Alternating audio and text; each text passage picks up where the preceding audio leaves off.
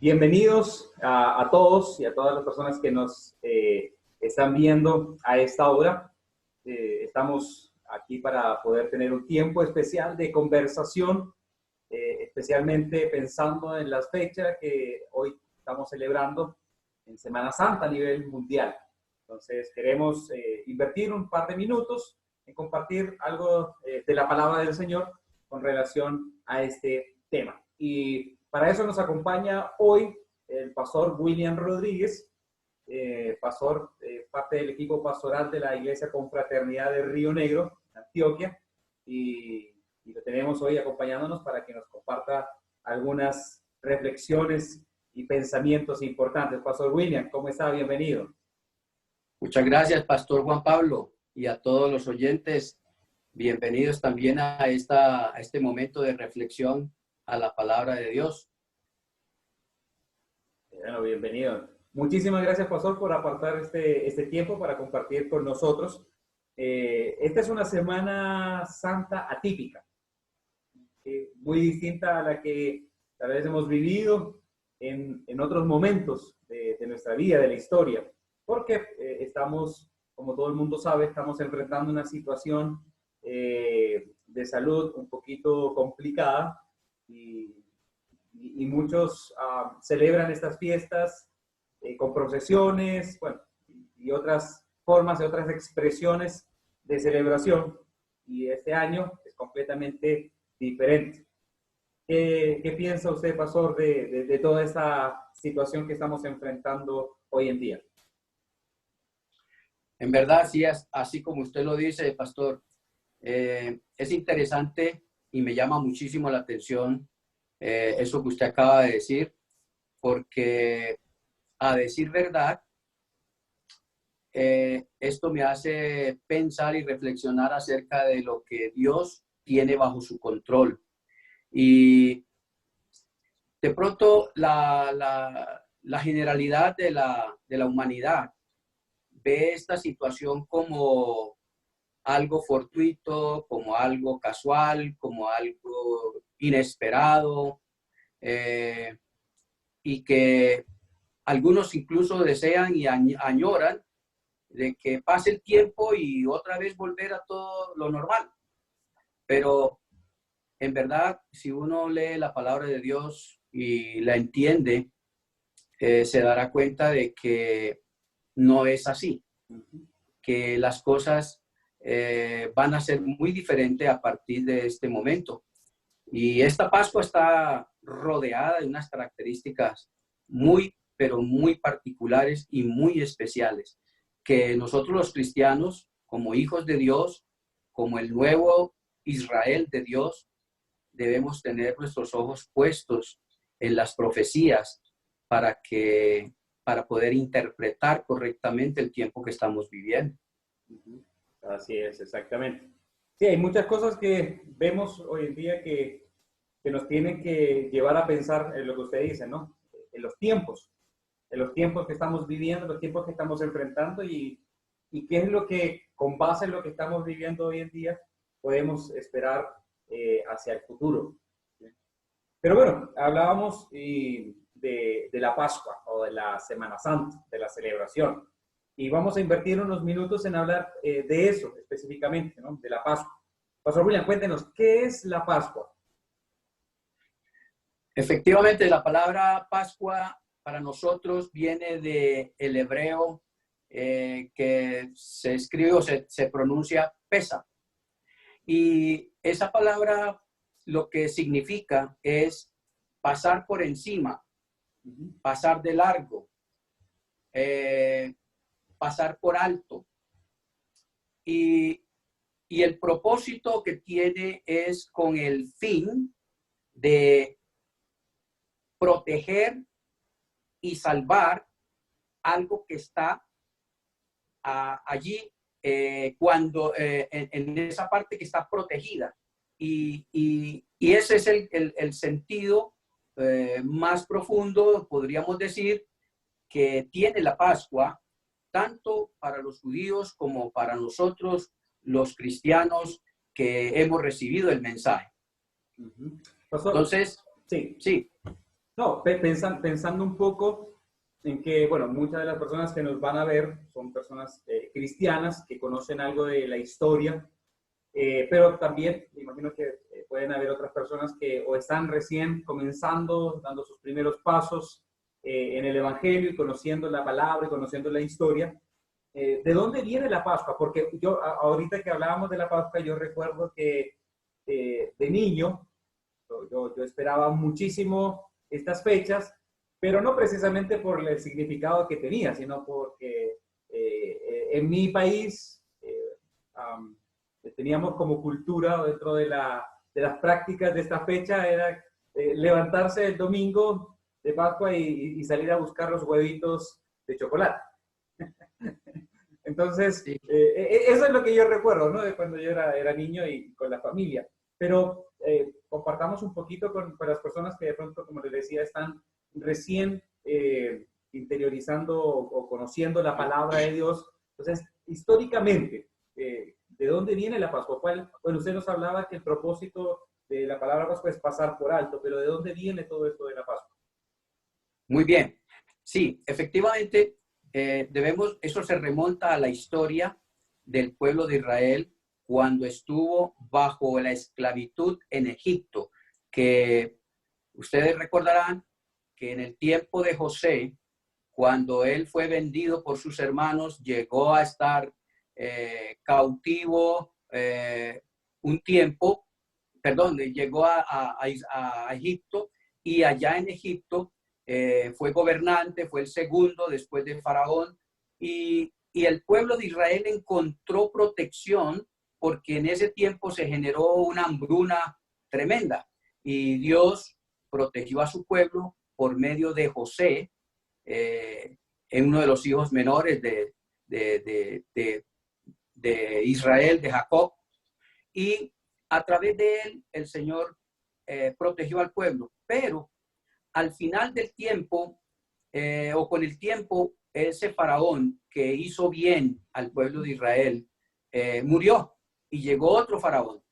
Y ese faraón no conocía a José, no conocía al pueblo de Israel, lo conoció al pueblo de Israel como esclavo, ya no como el pueblo que había traído bendición a Egipto, porque precisamente fue por la sabiduría que Dios le dio, la revelación que Dios le dio a José, que trajo bendición a Egipto y prosperidad a Egipto en ese tiempo de hambruna.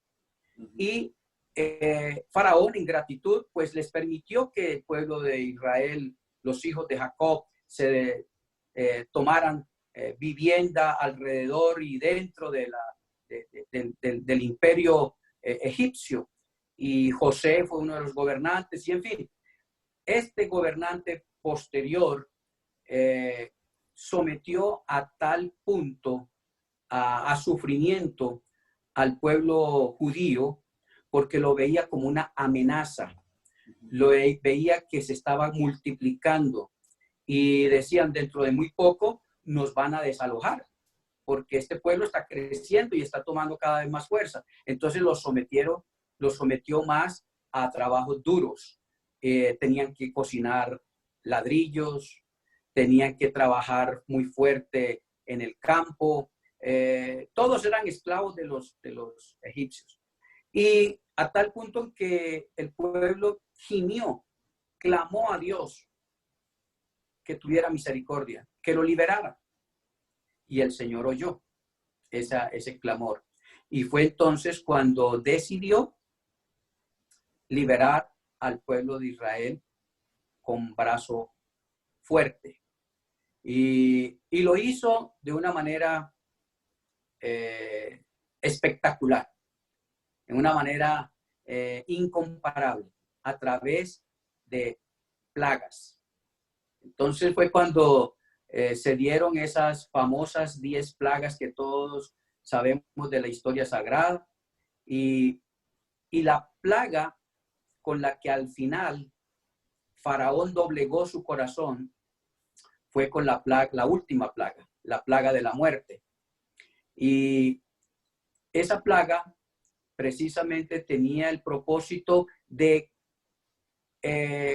matar a todos los hijos primogénitos, sin importar el estrato social de los egipcios, ni siquiera de los humanos, sino también de los animales. Era una muerte masiva de todos los primogénitos. Entonces, el Señor le advierte al pueblo de Israel por medio de Moisés que prepare al pueblo, porque él va a pasar, su ángel, el ángel de la muerte, el que va a enviar, va a pasar por todo el territorio egipcio, y a donde esté la sangre puesta en los dinteles de la puerta de los judíos, el Señor o el ángel de la muerte pasará por alto, pasará por encima, protegerá la vida de los que estén dentro de esa casa.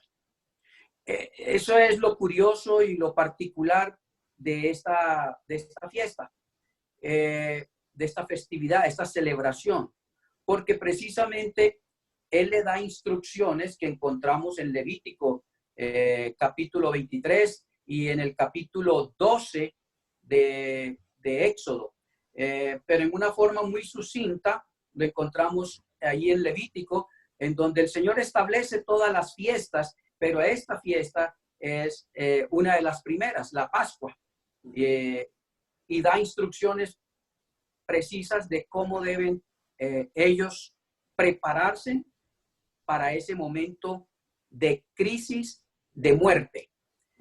No sé si usted tiene la lectura de Levítico 23. Sí, pastor, pero usted mencionaba algo importante ahorita y de pronto nos volvemos un poquitico.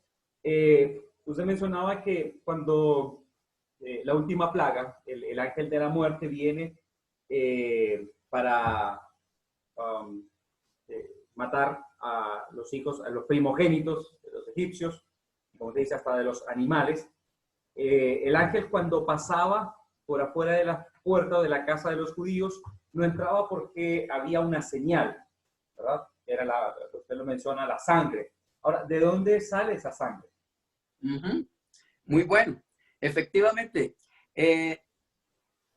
la preparación que le da el Yahweh a Moisés es que le instruya al pueblo acerca de cómo deben ellos prepararse para ese momento. Y dice, le da las indicaciones que cada familia, el padre debe escoger un cordero de 1 año sin defecto y lo separe 6 días antes, porque el día 14 ellos van a tener una cena con ese cordero. Va a ser sacrificado y lo deben comer con en ciertas características, bajo ciertas características. Una, todos en familia están encerrados. Deben vestirse en todas sus ropas, incluso con las sandalias amarradas y aún hasta sus pertenencias deben tenerlas puestas, prácticamente todo como si fueran a salir corriendo, a salir huyendo. Y iban a comer esa cena con algunas hierbas amargas, con pan sin levadura, y el corderito debía ser asado al fuego. Y si el cordero era muy grande, o más bien la familia era muy pequeña y veían de que iba a sobrar demasiado, podía unirse con otra familia vecina para que entre las dos familias pudieran comerse el cordero. Y lo que quedara, debía quedar ya en las horas de la madrugada de esa noche, debería quedar al fuego hasta no quedar nada. Tenía que ser consumido totalmente todo el cordero. Pero la sangre de ese cordero que iba a ser sacrificado era la que se iba a colocar en los dinteles de la puerta de la casa. y esa serviría de señal para que cuando pasara el ángel de la muerte, al ver la sangre, pasara de largo o pasara por encima, pasara por alto ese lugar y no hiriera de muerte al hijo primogénito de esa familia.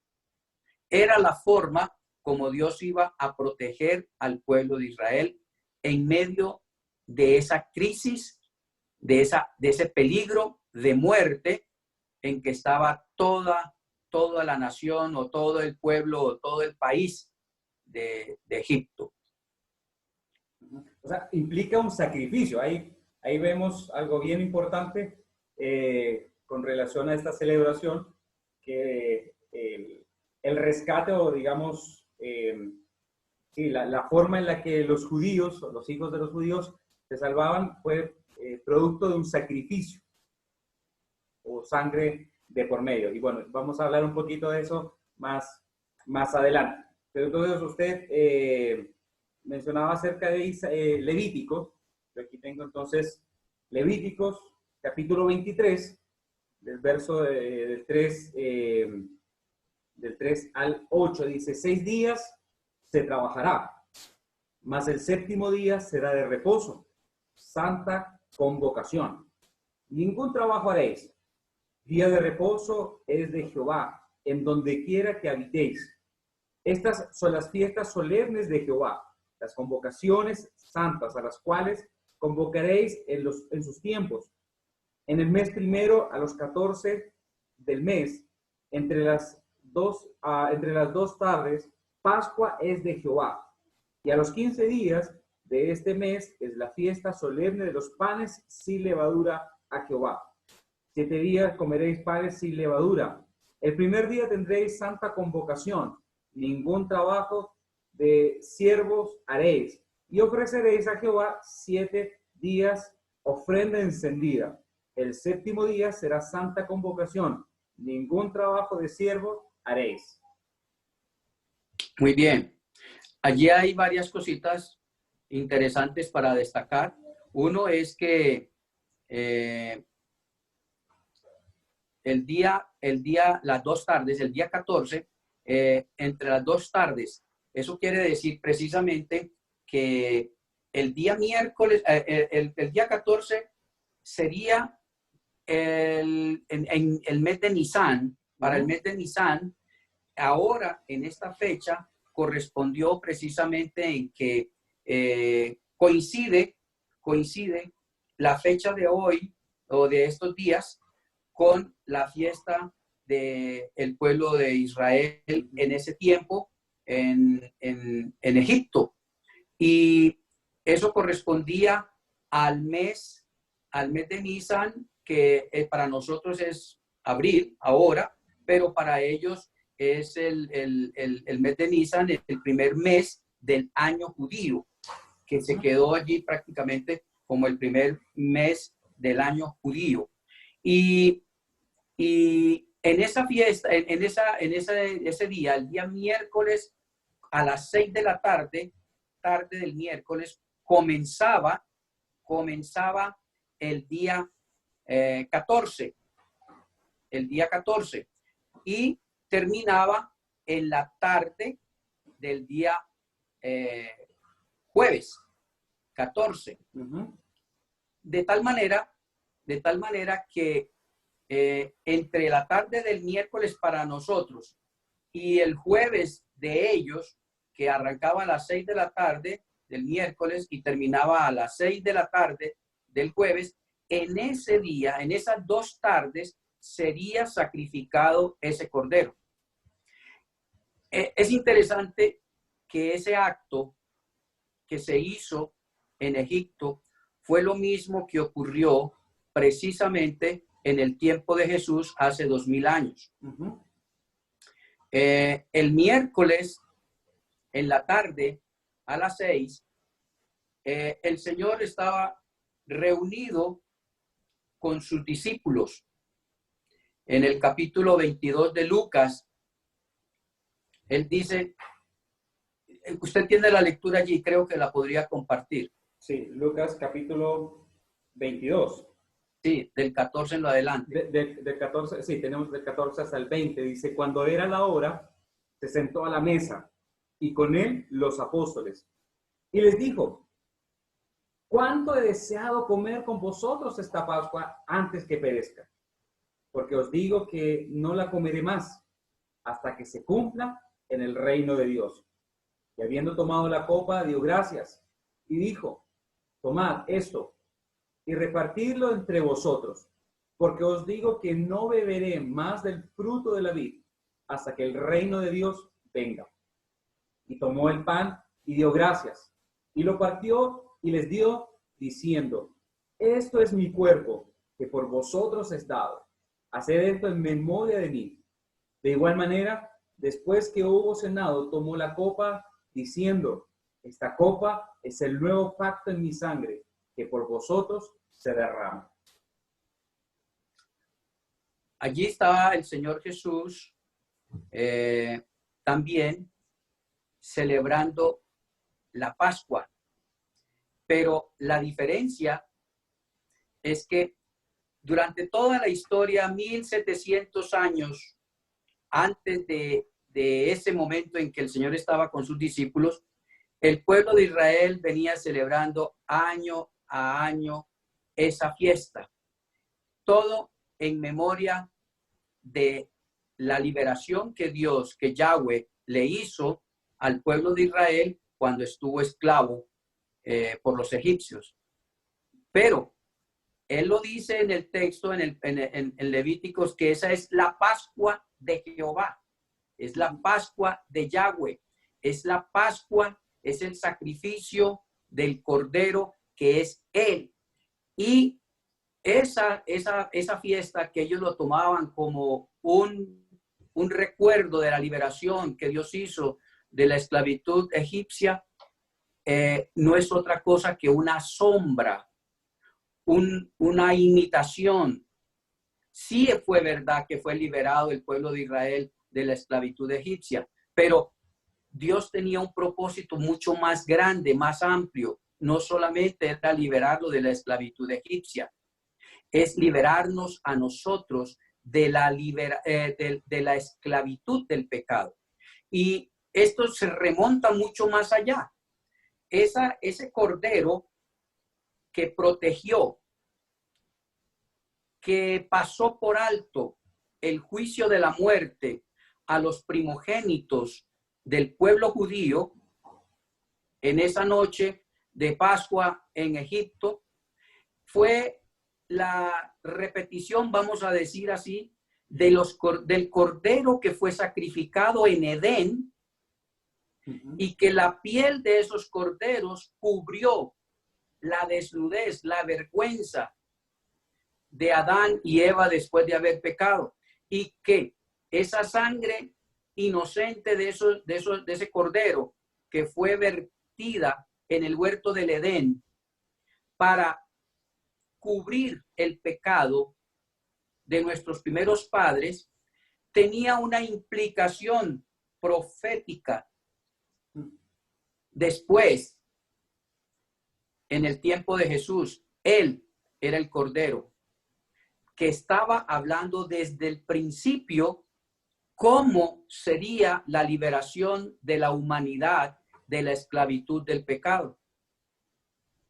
De tal manera que cuando el Señor Jesús se congrega, convoca a sus discípulos para celebrar la Pascua esa noche, del miércoles en la noche que era jueves, para los judíos era jueves, para nosotros es miércoles, porque nosotros tenemos un calendario distinto, diferente.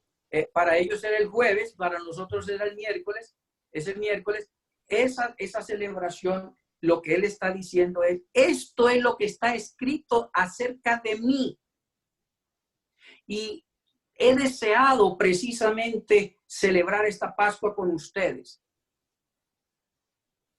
porque les digo que nunca más voy a tomar más de este vino.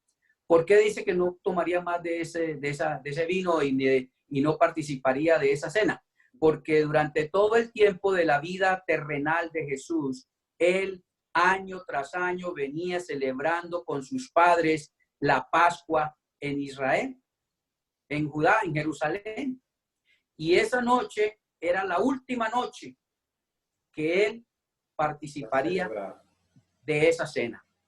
Ya, y él lo profetiza y dice, y no la volverá a tomar hasta cuando venga en mi reino. La tomaré otra vez en mi reino. Y es allí donde estamos nosotros precisamente pidiendo los tiempos proféticos anunciados por los profetas, por la Torá, por los salmos, por el Señor Jesús, por los apóstoles, que se ha venido anunciando esta historia, estos recuerdos, estas memorias que se han venido repitiendo. Y ahora nosotros como pueblo cristiano entendemos más claramente porque ya tenemos todo este bagaje histórico de casi aproximadamente 3.700 años que se viene celebrando la Pascua. Y por eso aquí hay otras connotaciones que me gustaría referirme a ellas un poquito más adelante. No sé si alcanzo a responder su pregunta al comienzo. Sí, y me parece tan interesante lo que usted mencionaba ahorita con relación a todo lo que ha venido, se venía anunciando, ¿no? Eso que hoy celebramos y que recordamos como la Semana Santa, la muerte, el sacrificio de Jesús en la cruz, no es algo fortuito, no es algo que cogió de imprevisto a la historia o a Dios, sino que esto es algo que venía desde, imagínense, desde el Edén, desde el huerto. Huerto del Edén. Representando el sacrificio y que a través de ese sacrificio ya habría redención para el mundo. Pastor, algo muy importante que quiero destacar. De pronto nosotros vemos o leemos la historia que en el Génesis, que un día Caín quiso ofrecer ofrenda o hacer una ofrenda a Dios y escogió lo mejor del fruto para ofrecerlo. Pero Abel ofreció de lo que tenía y él era pastor de ovejas y él escogió un cordero y el mejor cordero lo sacrificó y lo ofreció al Señor como ofrenda. Y dice la palabra que Dios vio con agrado la ofrenda de Abel y no la ofrenda de Caín.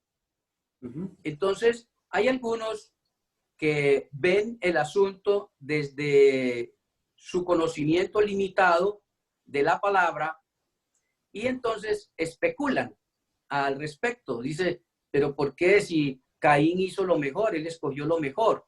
Lo que sucede es que la diferencia, el por qué le agradó a Dios la ofrenda de Abel y no la de Caín, porque Abel trajo a memoria lo que sus padres le habían contado, cómo Dios salvó sus vidas en el momento en que ellos pecaron, habiendo sacrificado ese cordero para cubrir su desnudez, su vergüenza, y no quitarles la vida, sino que más bien sacrificó ese cordero.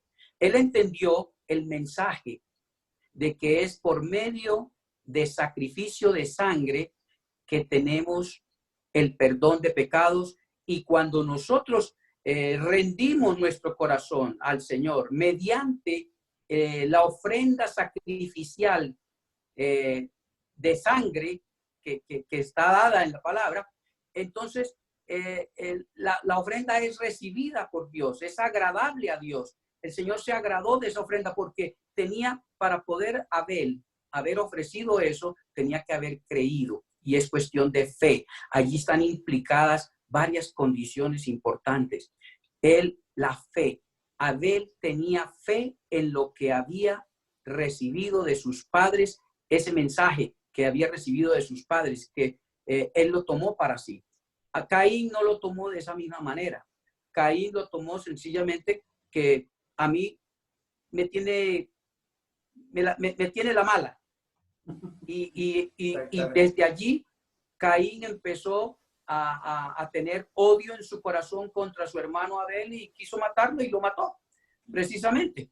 Pero dice que esa sangre de Abel que fue derramada, la sangre del justo. ¿Por qué justo? Justo fue Abel porque él creyó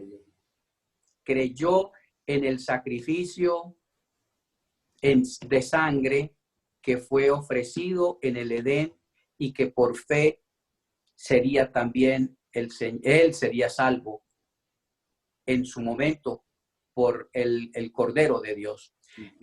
Nosotros entramos también en eso. Nosotros no tuvimos la oportunidad de ver a Jesús, pero estamos recibiendo por fe el sacrificio de Jesús. Y creo que allí es donde está justamente por qué nosotros venimos a ser ese nuevo Israel, ese pueblo de Dios, porque es por fe que nacemos en el pueblo de Dios. El Señor, cuando fueron sus discípulos, sus familiares, sus discípulos diciéndole, Señor, mira, tus hermanos y tu mamá te buscan. Dice, ¿quién es mi hermano y quién es mi mamá y quiénes son mis padres? Sino todo aquel que hace la voluntad de mi Padre. Y hacer la voluntad del Padre implica precisamente creer por fe lo que Él ha ordenado. Es hacer la voluntad del Padre. Yo veo mucho contenido de obediencia, de significación en esta práctica de la fiesta de la Pascua. Realmente para nosotros es muy significativo y muy diciente para nosotros hoy. Bueno, precisamente esa es otra de las cosas que quería preguntarle, pensando en la implicación o en el significado que tiene la Pascua hoy para nosotros como cristianos. Porque como usted lo decía, para los judíos es todo un tema de tradición. ¿Sí? La Pascua es un tema ya de fiesta, de tradición, de cultura religiosa, pero para nosotros hoy en día, nosotros que hemos por fe recibido este regalo tan especial, ¿cuál es la implicación? ¿Cuál es el significado que tiene para nosotros hoy en día? Hoy en día tiene mucho significado. No solamente la Pascua, son las fiestas de las que habla Levítico 23. Y realmente son 7 fiestas. Y esas fiestas no son del pueblo de Israel. Son las fiestas de Yahweh. Son las fiestas de Dios.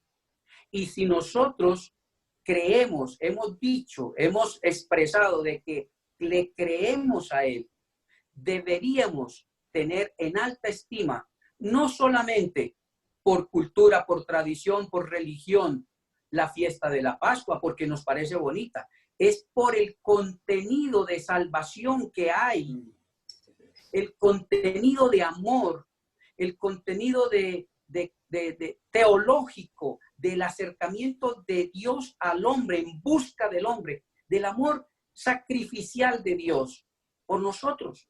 Y no solamente es la Pascua, son todas esas fiestas, porque cada una de las fiestas que aparecen registradas en el libro, en la Torá, en toda la Torá, pero específicamente donde se señalan esas fiestas ahí en el capítulo 23 de Levítico, apuntan todas ellas, son sombra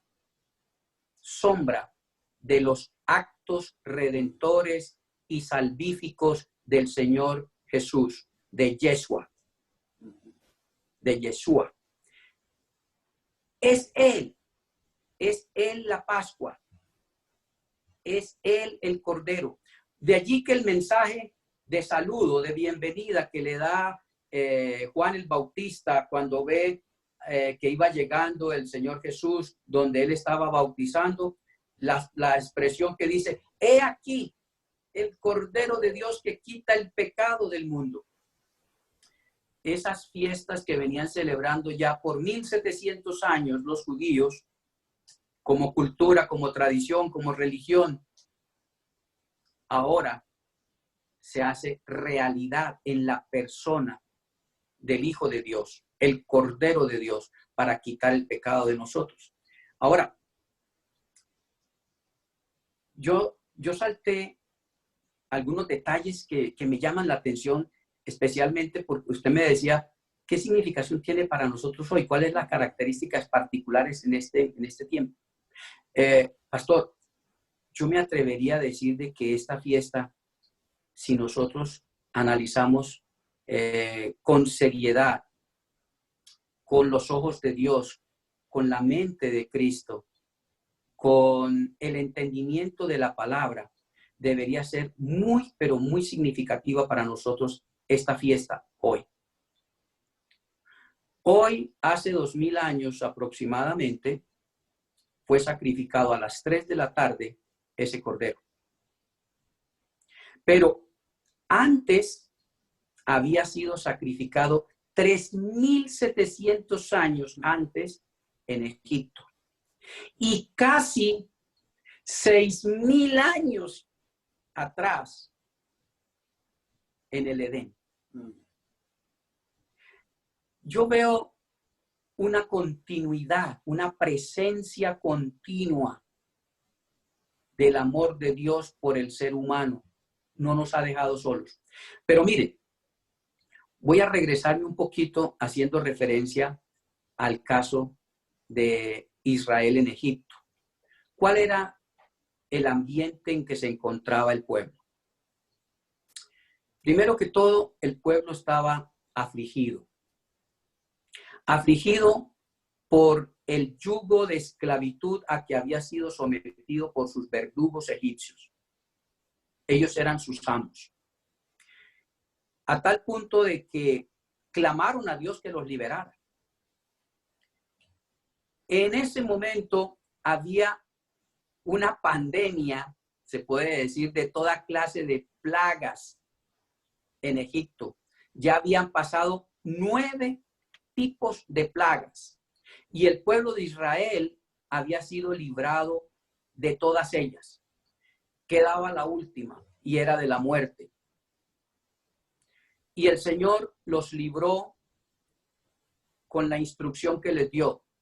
Entren en sus casas, sacrifiquen el cordero en familia, coman totalmente el cordero, marquen las dinteles de la puerta con la sangre del cordero, coman la cena con hierbas amargas, con pan sin levadura, como si estuvieran de afán, ceñidos todos con su ropa, listos para salir si fuera necesario correr.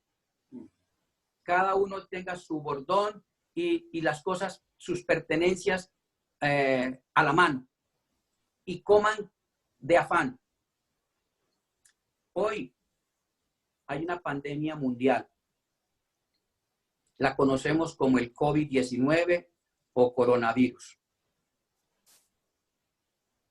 Dios en su soberanía ha permitido que casi todo el mundo, casi las 3/4 partes de la humanidad, hoy estén dentro de sus casas, con parálisis, se puede decir casi que económica, con parálisis social, con parálisis financiera, casi en todos los órdenes. Y solamente, aunque todos estamos en casa, solamente hay unos cuantos poquitos que están conscientes de los acontecimientos de Dios para este tiempo y que podrían celebrar la Pascua del Señor con un sentido más profundo de gratitud. Porque si nosotros viéramos el asunto en profundidad, a nosotros la sangre del Cordero nos protege, no solamente de la agresividad del pecado, sino también de la amenaza de muerte de esta pandemia, como ocurrió al pueblo de Israel en Egipto. Y el mundo no conoce, no sabe que están obedeciendo una orden de Dios en este momento. Isaías 26, 20 y 21 nos da esa recomendación de estar en casa. Dice, anda pueblo mío, aunque esto está referido para el tiempo de 700 años antes de Cristo, cuando el pueblo de Israel iba a ser tomado cautivo por los asirios. Anda, pueblo mío, entra en tus aposentos, cierra tras ti tus puertas, escóndete un poquito por un momento en tanto que pasa la indignación, porque he aquí que Jehová sale de su lugar para castigar al morador de la tierra por su maldad contra él, y la tierra descubrirá la sangre derramada sobre ella y no encubrirá ya más a sus muertos. En ese momento podríamos, a manera de metáfora, de relacionar ese acontecimiento como algo que también está pasando hoy. ¿Cuál es la clave para librarnos del coronavirus? Aislarnos y meternos en las casas. En otras palabras, el que no se guarde en casa es un desobediente. El desobediente está corriendo riesgos que pueda ser contagiado. Y exactamente lo mismo, es fe. Es cuestión de fe. La fe implica obediencia. Aquí hay un acto de fe en este tiempo que también nos puede librar a nosotros de esta pandemia. Si guardamos, primero que todo, las recomendaciones que nos está dando las autoridades en salud, las autoridades cívicas, la autoridad del Estado. Hay muchas recomendaciones que estamos recibiendo constantemente de cómo evitar que esta pandemia nos afecte y nos golpee más duro. Lo mismo pasa con el pecado, con la vida espiritual. El Señor nos ha hecho cantidad de recomendaciones, de advertencias, que si las obedecemos nos va bien, recibimos bendición, recibimos vida, nos seremos librados de la muerte.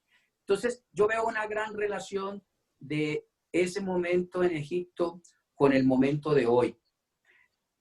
Hoy el mundo está afligido, hay incertidumbre, hay dolor, hay parálisis económica, hay pobreza, algunos han perdido su empleo y algunos creen falsamente de que de pronto las cosas van a volver a su normalidad. Pero yo no quiero ser ave de mal agüero ni nada de esas cosas, pero sí sé que a partir de este momento, de no ser porque haya un arrepentimiento masivo, porque la oportunidad está. Este es el momento justo en que si mi pueblo se humillare, llorare, clamare, yo oiré. Es una promesa. El Señor nos podría traer en consecuencia las bendiciones, pero el pueblo sigue indiferente. La iglesia sigue indiferente. La iglesia también se ha vuelto ritualista, religiosa, pero no le ha tomado el sentido a la palabra de Dios, no la ha puesto en práctica, no ha obedecido, no le ha creído, no le hemos creído. Y por eso vemos una iglesia paganizada. Es un poco duro lo que estoy diciendo, pero es la verdad. Nosotros, teniendo la verdad, nos hemos convertido en una iglesia apóstata. El Señor está enojado. El Señor está enojado. Pero tenemos una oportunidad de poder recibir su gracia y su perdón. Sí, perdón. Sí, no, ahorita se me venía a la mente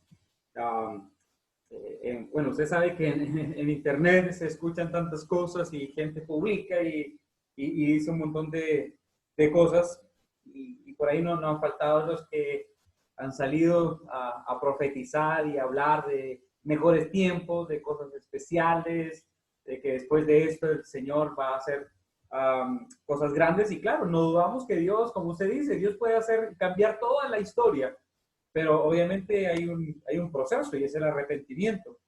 Pero venía a mi mente precisamente el texto ahí en Jeremías, cuando el pueblo es llevado cautivo y los profetas comienzan a decir, no, tranquilo, no se preocupen, que Dios nos saca ahora mismo, ya, ni se acomoden, ni abran sus maletas, porque el Señor nos saca de esto pronto. Y viene la palabra de Dios a través de Jeremías y dice, no, la cosa no es así.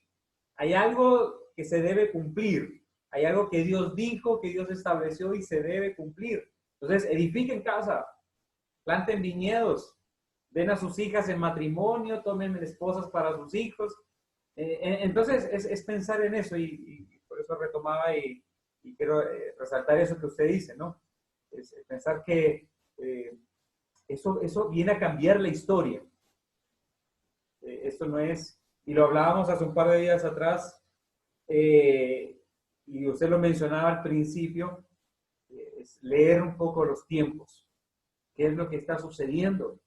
Esto que acaba de ocurrir a nivel mundial es parte de una coincidencia, un accidente, o hace parte de un plan de Dios que se estableció hace mucho tiempo y que nosotros como iglesia debemos estar con nuestros ojos y nuestros sentidos espirituales y naturales también atentos a todo esto que está aconteciendo. Efectivamente, pastor, esto no es un accidente. Nosotros obedecemos a una agenda de Dios. Nuestros tiempos están en las manos de Dios. Y una de las cosas que me llama tanto la atención de las fiestas, de que el Señor dice que mis fiestas, las fiestas de Yahweh, las fiestas de Jehová para el pueblo de Israel, no son las fiestas de Israel, son las fiestas de Dios. Son los días solemnes, santas convocatorias. Lo llama en alguna parte del Antiguo Testamento a estas fiestas. Todas esas fiestas tienen un sentido profético en la vida y en los actos de Cristo para el mundo, de Jesús, de Yeshua para el mundo, para nosotros. Entonces, es interesante que en esos días de la Pascua, o más bien de la muerte de Jesús, hace 2000 años aproximadamente, en 50 días se celebraban 3 fiestas seguidas, todas en primavera. Y todas las 3 fiestas que fueron cumplidas en esos 50 días, el Señor las guardó.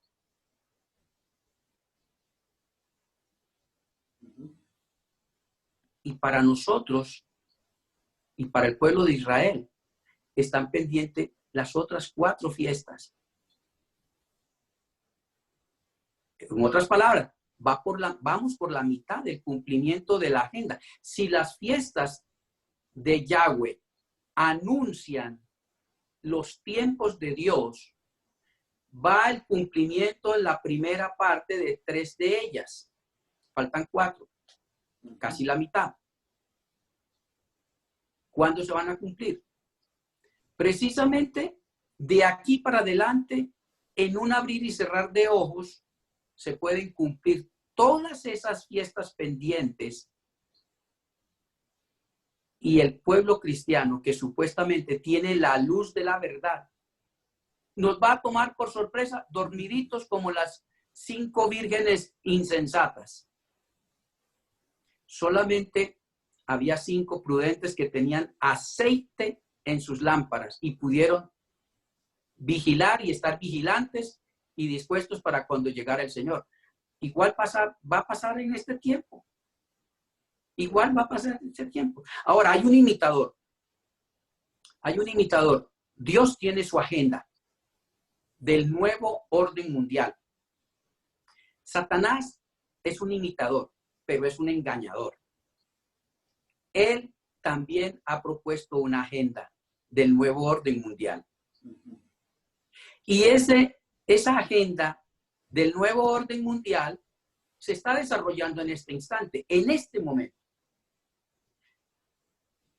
Yo me atrevería a decir que gran parte de lo que está ocurriendo en este momento obedece a esa agenda perversa del nuevo orden mundial.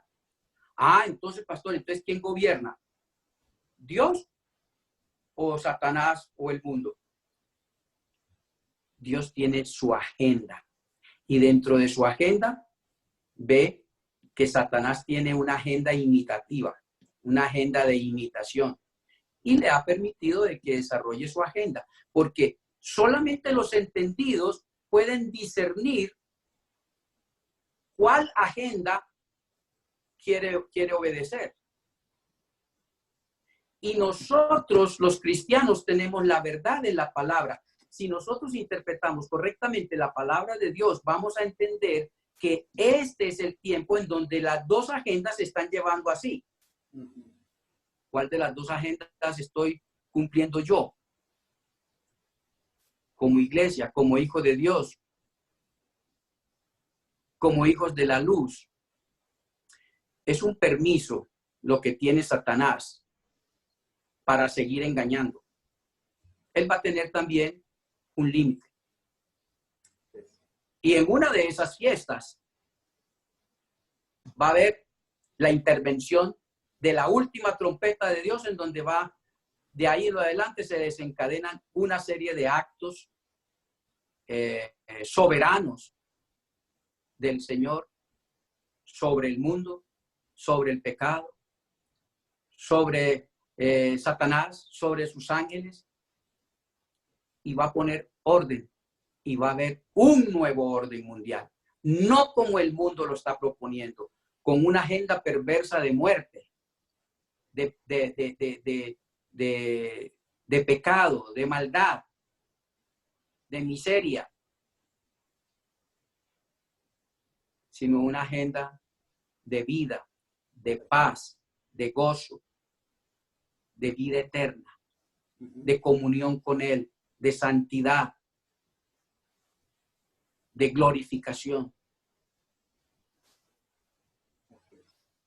Pastor, a modo de reflexión final, pensando en ya lo que hemos compartido ahora durante estos minutos, como iglesia, para poder estar, digamos, no caer en el adormecimiento ni en el hipnotismo, por decirlo de alguna manera, de esta generación, de este tiempo. Como iglesia, ¿cómo podríamos orar? ¿Cómo podríamos actuar? ¿De qué manera podríamos tener nuestros ojos atentos a, como usted dice, caminar de acuerdo a la agenda de Dios y no dejarnos arrastrar por la otra agenda? ¿Cómo podríamos como iglesia orar? ¿Cómo podríamos estar atentos a esas señales que nos indiquen que vamos por el camino correcto? Bueno, pastor, hay varias cosas. Por ejemplo, uno de los requisitos, voy a retroceder un poquitico, en el evento de la Pascua, una de las condiciones de comer esa Pascua, los judíos, ellos debían despojarse, porque la fiesta que sigue de la Pascua es de los panes sin levadura. Y esa condición allí era de que el pueblo judío tenía que despojarse de todo lo que hubiera de levadura en casa y comer los panes sin levadura, celebrarlo. Ahora, esa levadura en el Nuevo Testamento ya entendemos, se le ha dado la significación de que la levadura en cierto modo es el pecado, que afecta, que mancha. En el caso de la levadura, afecta la masa, la hace ver más abultada, creciendo. En el caso del pecado, igual, vamos a decir, hincha el ego humano, lo separa de Dios, lo contamina. El pecado nos aparta de la comunión con Dios. Una de las condiciones era precisamente despojarse de toda levadura. Yo creo que la pregunta que usted me hace me lleva a pensar justamente cómo debemos vivir como iglesia este tiempo para estar atentos a los acontecimientos y a la agenda de Dios. Pues hagamos relación y paralelo. ¿Qué levadura nos está afectando nuestra vida cristiana en este tiempo que nos están separando del plan de Dios, del propósito de Dios para nosotros como iglesia y como pueblo suyo? Hay mucha levadura. Una, la palabra no se está predicando genuinamente. Dos, el pueblo no está buscando a Dios en humildad. El pueblo lo que quiere es sencillamente recibir bendiciones. Hay mucha levadura de pecado. Es triste oír y reconocer que hay ministros de la palabra que están en pecado y están sirviendo, vamos a decir así, ministrando la palabra a su manera, a su antojo, aún contaminados con el mundo, con toda clase de perversidad que comete el mundo, aceptando todas las inmundicias del mundo, el pecado del mundo. Y nosotros, o más bien la iglesia, sin discernimiento, porque no está leyendo la palabra, no la está estudiando, no está reflexionando, no está corrigiendo su vida. ¿Para qué? Hay una pregunta siempre, todo el mundo quiere saber, ¿cuál es la voluntad de Dios? ¿Para qué quiere saber la voluntad de Dios? No, es que yo quiero saber la voluntad de Dios, si me debo casar, no me debo casar. Esa no es en sí la voluntad de Dios está aquí. Y la voluntad de Dios se expresa a través de mandatos. Si nosotros cumplimos los mandatos del Señor, estamos en la voluntad de Él. Si vivimos ¿cuál es la perfecta voluntad de Él? Que vivamos en santidad. ¿Cómo vivimos en santidad? Pues apártese del mal. Apartemos todo aquello que contamina nuestra mente. ¿Qué entra a nuestra mente? ¿Por dónde entra? Por los ojos, por los oídos, por las prácticas, por lo que hacemos. ¿Qué cosas estamos practicando nosotros como hijos de Dios que contaminan nuestra comunión, nuestra relación con Dios? Mucha cantidad de programas por televisión. Hay personas que están esclavos de la televisión. ¿Y qué hay en su mente? Todo lo que, la basura y la vanidad y la porquería que sale por televisión. Eso está lleno a su mente. ¿De qué hablan? De lo que hay en su corazón. ¿Qué hay en su corazón? De eso que reciben. Entonces, pero ¿saben la palabra de Dios? Bueno, tienen información, pero no la saben. Y lo que saben no es práctica de vida. Entonces, ¿cómo podemos vivir este tiempo en la voluntad de Dios esperándolo a Él? Hay dos actividades básicamente que son las que el Señor pide de nosotros: la oración y el estudio reflexivo de la palabra. ¿Cómo podemos vivir este tiempo de peligro? Haciendo lo mismo. Ahora, Él aparte de esas dos cosas, nos dice, den testimonio de eso. Vívanlo y cuéntenlo. Den testimonio. Hablar. Pero hablar de mi relación con Dios, de lo que Dios me ha enseñado en su palabra, cómo ha cambiado mi vida y cómo puede cambiar la tuya, y así sucesivamente. De esa manera creo.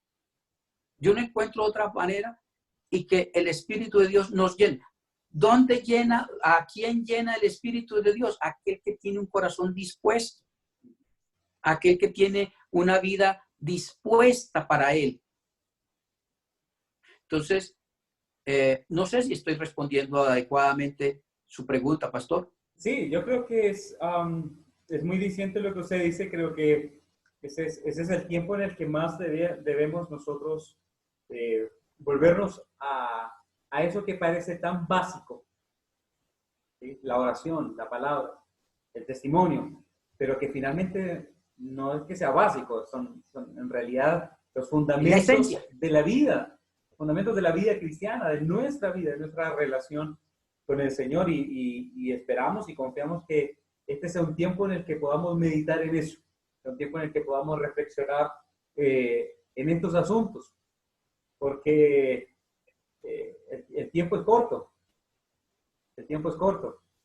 Efectivamente, pastor, mire usted lo bondadoso y lo amoroso que es el Señor. Siempre nos quejamos del tiempo. No tenemos tiempo. El Señor nos dice, bueno, les voy a dar tiempo.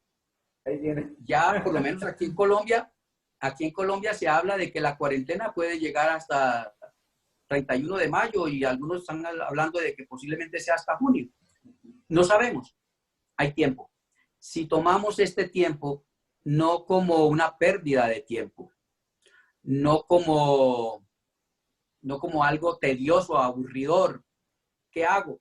Hay mucho para hacer, hay mucho por quien interceder, hay mucho a quien llamar, hay mucho a quien animar, hay mucho a quien enviarle un mensajito de voz o por escrito, compartir la palabra, orar unos por otros, tener tiempo con Dios. El momento, el tiempo más valioso, más precioso que nosotros podemos tener es el que estamos cuando estamos en la presencia del Señor en relación con Él y con su palabra, compartiendo con otros en esa misma armonía, en ese mismo amor. Así es, exactamente. Bueno, pastor, muchísimas gracias. Vamos a repetir este tiempo. Creo que, como se dice, son oportunidades que tenemos para poder seguir hablando acerca de temas tan fundamentales e importantes para nosotros como iglesia. En tiempos difíciles como el que estamos viviendo, tiempos en donde hay mucha gente que está pensando en qué va a suceder, ¿verdad? Entonces, creo que es el momento de aprovechar espacios como estos para poder seguir compartiendo de la palabra del Señor y ayudando a esas personas que se están preguntando qué hacer y cómo hacer, y sobre todo para nosotros como iglesia en este tiempo. Nuestro papel como iglesia en esta etapa, en este momento coyuntural de la historia, es fundamental y necesitamos despertar a esa realidad. Entonces, pastor, muchísimas gracias por su tiempo. Esperamos volver a compartir un espacio como este. Y pastor, para terminar, ¿qué les parece si usted nos dirige en un tiempo de oración para que el Señor nos permita abrir nuestros ojos a esta realidad que estamos enfrentando hoy en día? Muchas gracias, pastor. Amado Padre, estamos tan agradecidos contigo por tu amor incomparable. Gracias porque desde antes de la fundación del mundo, como dice tu palabra, habías planeado un plan de redención para nosotros, porque en tu conocimiento perfecto e infinito, y siendo tú el totalmente otro a todo el universo creado, sabes y tienes delante de ti el pasado, presente y futuro, todo de una sola mirada. Sabías que esto iba a suceder, iba a acontecer. Y por eso, en tu amor, estableciste el plan de salvación, el plan de redención en el Cordero que es tu Hijo para el mundo, el Cordero que quita el pecado del mundo. Señor, oramos a ti en el nombre de tu amado Hijo Jesucristo, quien se entregó por nosotros en la cruz y derramó su sangre para librarnos del castigo eterno, de la muerte eterna, de la separación eterna de ti, y que nos ha unido nuevamente, nos ha restaurado al lugar que tenías previamente propuesto para nosotros. y solamente aquellos que lo reciban por fe lo pueden alcanzar. Te damos gracias, Señor, porque ese mensaje nos ha llegado a nosotros. Oramos por aquellos que todavía no lo han recibido, o si lo han oído, lo han tomado de una manera muy folclórica, muy deportiva, como decimos, y no le han prestado atención. Lo ven algo místico, lo ven algo subjetivo, pero no como algo estrictamente real. Señor, en tu misericordia intercedemos por ellos. Que tú alargues una vez más tu mano misericordiosa.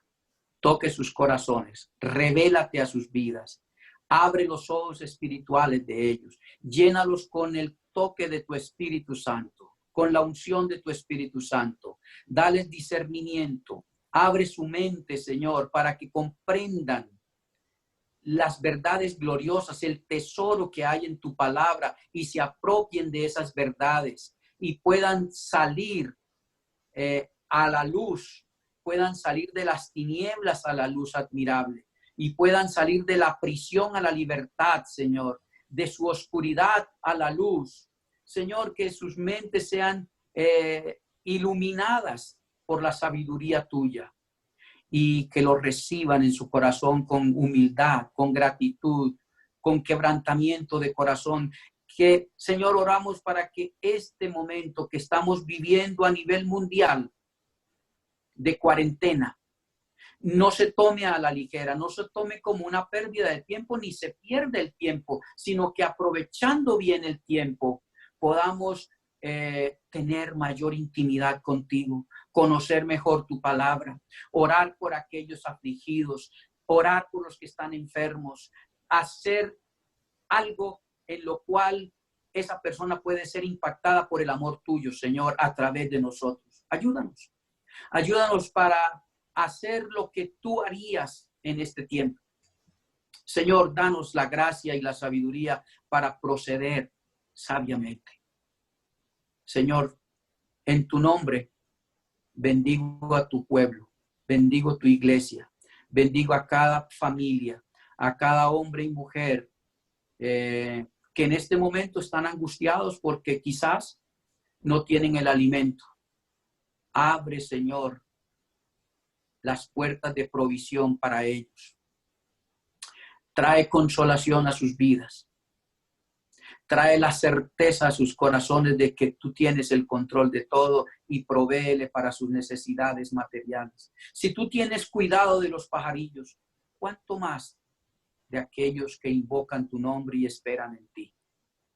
Lo creemos en el nombre poderoso de Jesucristo, nuestro Salvador y Señor. Y danos las fuerzas para seguir avanzando con firmeza y con decisión en este camino donde tú nos has señalado la senda que conduce a la vida eterna, que eres tú. Muchas gracias. Amén. Amén.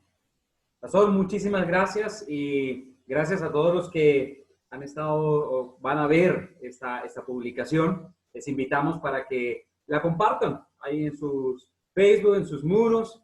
Puedan compartirlo también vía WhatsApp a sus familiares, a sus amigos, y que también puedan hacer sus comentarios, sus preguntas, sus sugerencias en nuestra página de Facebook.